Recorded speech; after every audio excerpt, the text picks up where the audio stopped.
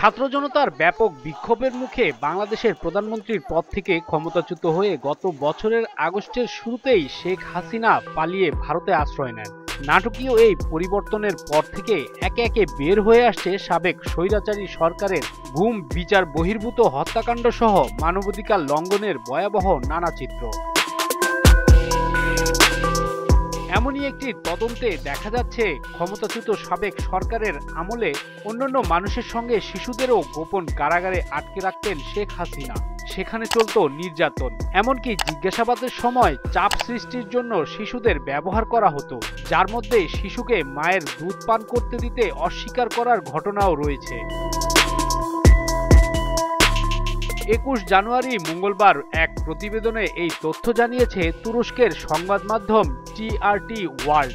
সংবাদ মাধ্যমটি বলছে, বাংলাদেশের গোপন আটক কেন্দ্রে বন্দী শত শত লোকের মধ্যে বেশ কয়েকটি শিশুও ছিল বলে জানিয়েছে বর্তমান ক্ষমতাচ্যুত প্রধানমন্ত্রী শেখ হাসিনার আমলে জোরপূর্বক গুমের তদন্তকারী একটি কমিশন। জোরপূর্বক গুমের তদন্তকারী এই কমিশন মঙ্গলবার তার প্রাথমিক প্রতিবেদনে বলেছে, অন্তত অর্ধ ডজন শিশু তাদের মায়েদের সাথে মাসের পর মাস জেলের ভেতর কাটিয়েছে। আটক রাখার সময় জিজ্ঞাসাবাদের জন্য শিশুদের লিভারেজ হিসাবে অর্থাৎ চাপ সৃষ্টির মাধ্যম হিসেবে ব্যবহার করা হয়েছিল, যার মধ্যে তাদের দুধ পান করতে দিতে অস্বীকারের ঘটনাও রয়েছে।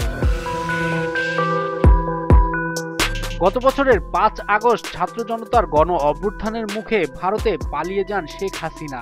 তিনি বর্তমানে সেখানেই অবস্থান করছেন। বৈষম্য বিরোধী ছাত্র আন্দোলন চলাকালে জুলাই ও আগস্টের সংগঠিত গণহত্যা সহ মানবতা বিরোধী অপরাধের অভিযোগে ইতিমধ্যে হাসিনার বিরুদ্ধে গ্রেপ্তারি পরোয়ানা জারি করেছে আন্তর্জাতিক অপরাধ ট্রাইব্যুনাল। হাসিনার সরকারের বিরুদ্ধে রাজনৈতিক প্রতিপক্ষের শত শত নেতা কর্মীকে বিচার বহির্ভূত হত্যা এবং আরও শত শত মানুষকে বেআইনিভাবে অপরাধ ও গুম সহ ব্যাপক মানবাধিকার লঙ্ঘনের অভিযোগ আনা হয়েছে। কমিশন বলেছে, নারীদের তাদের সন্তান সহ নিখোঁজ হয়ে যাওয়ার বেশ কয়েকটি ঘটনার বিশদ বিবরণ তাদের কাছে রয়েছে, যার মধ্যে সর্বশেষ এই ধরনের ঘটনা ঘটে 2023 সালে। এছাড়াও কমিশন এই বিষয়ে এক গর্ভবতী নারীর ঘটনাও উল্লেখ করেছে। গর্ভবতী ওই নারীকে তার 2টি ছোট বাচ্চা সহ আটকে রাখা হয়েছিল এবং সেই আটক কেন্দ্রে তাকে মারধরও করা হয়েছিল। কমিশনের প্রতিবেদনে বলা হয়েছে, এটি কোনো বিচ্ছিন্ন ঘটনা নয়। কমিশন বলেছে, একজন প্রত্যক্ষদর্শী তদন্তকারীদের এমন একটি বন্দি স্থানের কক্ষটি দেখিয়েছেন যেখানে তাকে শিশুকালে তার মায়ের সাথে বন্দি করে রাখা হয়েছিল। আর এই আটক কেন্দ্রটি পরিচালনা করত আধা সামরিক বাহিনী র্যাপিড অ্যাকশন ব্যাটালিয়ন র্যাব। কমিশনের প্রতিবেদনে লেখা হয়েছে, তার মা আর কখনোই ফিরে আসেননি। অন্য একটি ঘটনায় এক দম্পতি এবং তাদের শিশুকে আটক করা হয়েছিল এবং জিজ্ঞাসাবাদের সময় বাবাকে চাপ দেওয়ার জন্য মানসিক নির্যাতনের অংশ হিসেবে শিশুটিকে মায়ের দুধ খাওয়ানো থেকে দূরে রাখা হয়েছিল। অবশ্য ক্ষমতায় থাকাকালীন হাসিনা সরকার জোরপূর্বক গুমের এসব ঘটনা অস্বীকার করত। সাবেক এই সরকার দাবি করেছিল, নিখোঁজদের মধ্যে কয়েকজন ইউরোপে পৌঁছানোর চেষ্টা করার সময় ভূমধ্যসাগরে ডুবে মারা গেছে। কমিশন বলছে, নিরাপত্তা বাহিনীর হাতে অপহৃত প্রায় 200 বাংলাদেশি এখনো নিখোঁজ রয়েছে।